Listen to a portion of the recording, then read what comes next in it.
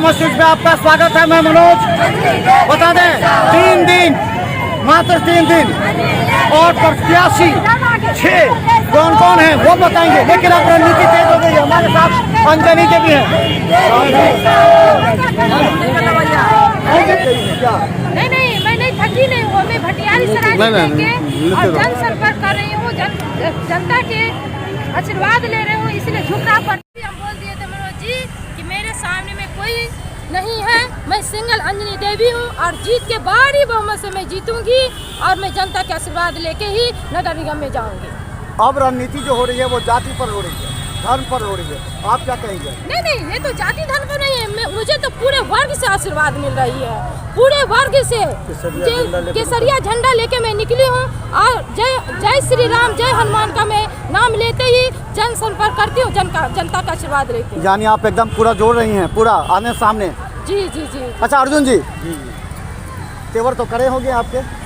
आप समझिए रहे, मेरी पत्नी जब कह दी है कि जय श्री राम और भगवा झंडा लेकर चल दिया, हनुमान जी के झंडा लेकर चल दिया हूँ, नेतृत्व जनता, सारा जनता ने फैसला करेंगे। हम जात पात पर राजनीति नहीं करते हैं, सिर्फ झंडा के नेतृत्व में राजनीति करते हैं। समाज का एक मैसेज देना चाहते हैं, सब वर्ग से, सब धर्म से भी वोट मांगा हूँ, लेकिन मेरा अपना केसरिया झंडा है, उसके नेतृत्व में अपना मत मांग रहा हूँ और उसके मत नेतृत्व में जनसंपर्क। बड़े और छोटे भाई में, छोटे भाई का आशीर्वाद मिल रहा है क्या? सबको आशीर्वाद मिल रहा, बड़े छोटे बच्चे बुजुर्ग सबको आशीर्वाद। मेरा इशारा समझ रहे होंगे? बड़े और छोटे समझ रहे, बड़े छोटे सबका आशीर्वाद है, इसीलिए इतना बड़ा जनसैलाब देखते हैं।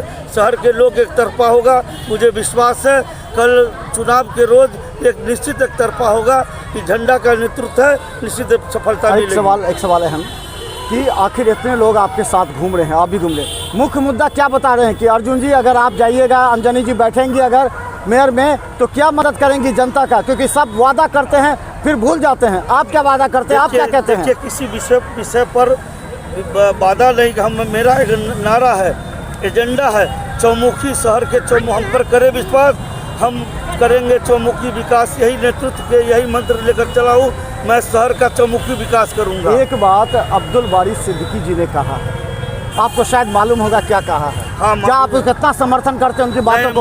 वो असुरक्षित महसूस कर रहे हैं। मुझे मालूम है। देखिए, मैं राष्ट्रीय झंडा लेकर चला हूँ, राष्ट्रीय झंडा के अंदर में कोई असुरक्षित नहीं है।